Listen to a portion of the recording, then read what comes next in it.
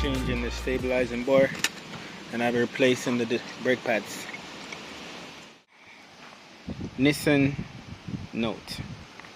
Right, so first you're gonna remove the tires. You're gonna jack up the car and take the wheel off. Okay.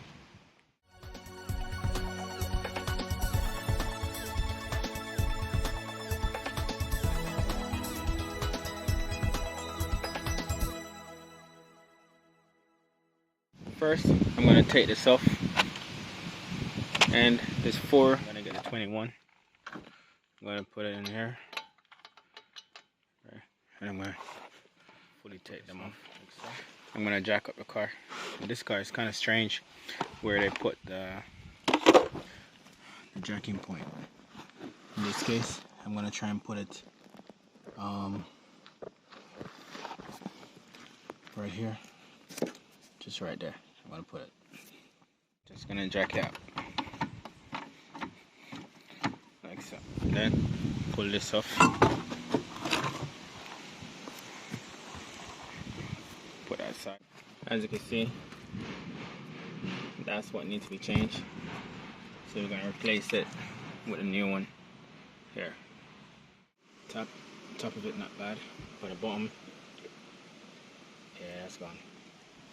So we're gonna take that out, but we won't be changing that today. We'll be changing the brake pads and the stabilizing bar, and that's it. So first we're gonna go here. We're gonna go for the 16s. Right, this is a really good set, guys. All right, it's from US Pro, and these one got some good bite into it. Right, so this is a 16. So we're gonna do it like that, and then just gonna put it like so. I'm gonna do the other one as well. If it can't reach, I'm just gonna use one of these, right? Just to put it in the socket like so.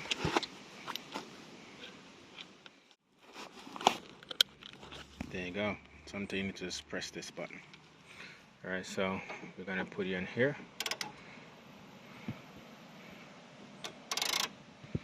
And then that's a bit tight. Sometimes you just gotta give it a little bit of tap, and that's it. Alright, so we got this one to loosen up.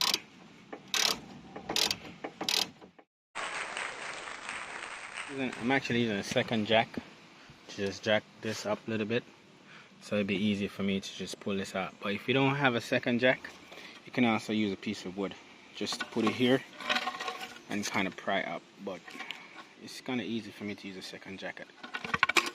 So just gonna take this out now, like so. There you go. So what do you do now? You match them up, right? What do? You match them up and make sure that it's the right one and it's the right length. Okay? To catch that one, you're just gonna trying to tighten this one up a little bit. Okay? And after you tighten up the bottom one, you're gonna tighten up the top one, like so.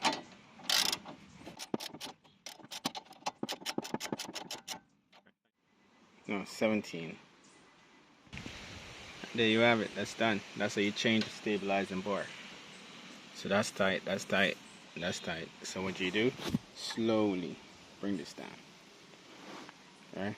Slowly bring it down.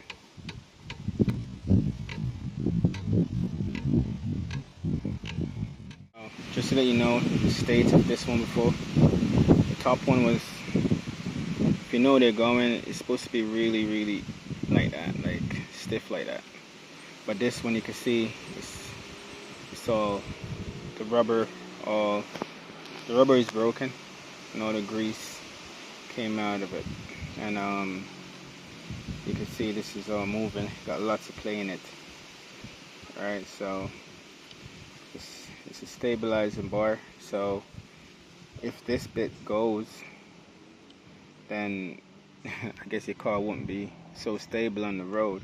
These are the things you need to look and check, you know, when you're buying a car and your own personal car. You know, you should always check these. You know what I mean? Because the top one is okay.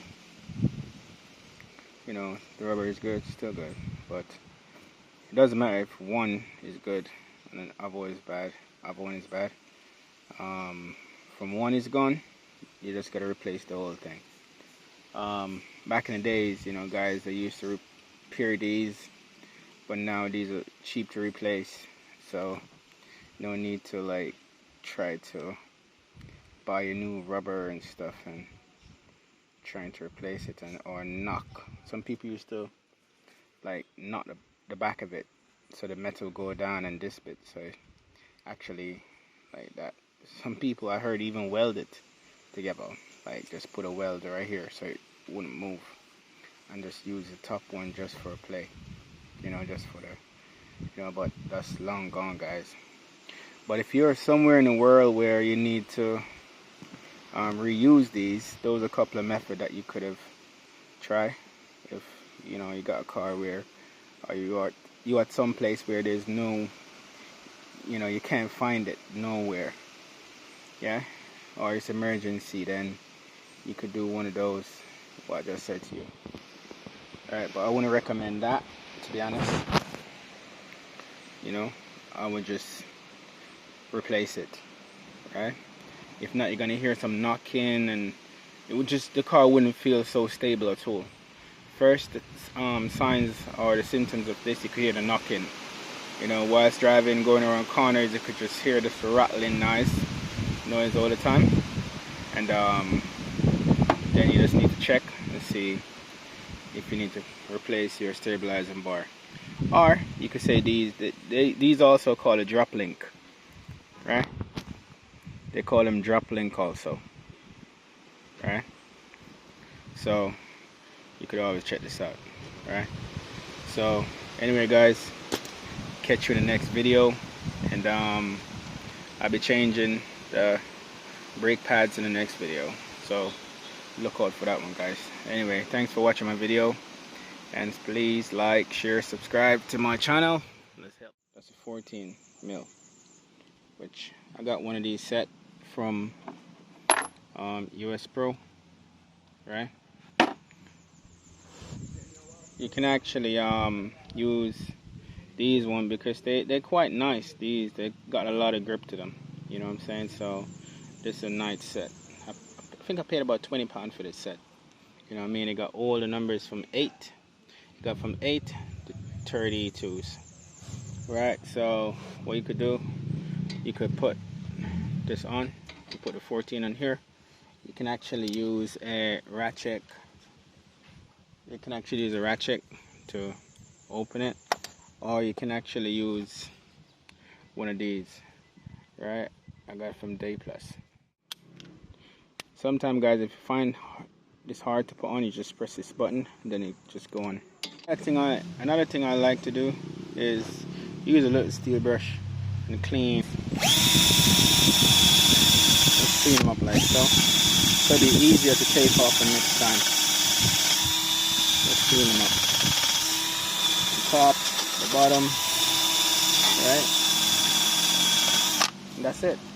And then you put your wheel back on. And then make sure you see that little bit there, that space. Make sure that you lined it up over the valves, like so. So in case you need to put some here in your tire, it won't be a problem. So this bit, you need to go over that bit, this bit. That's it, yeah? And then you could take it for a test drive. And if you're happy, that's it. Which you should be if you follow everything what I did. Anyway, guys, thanks for watching my video. Please like, subscribe, and share. Thank you. TEB7AS. Basically what this is, it's actually bypass for the towing wiring harnesses.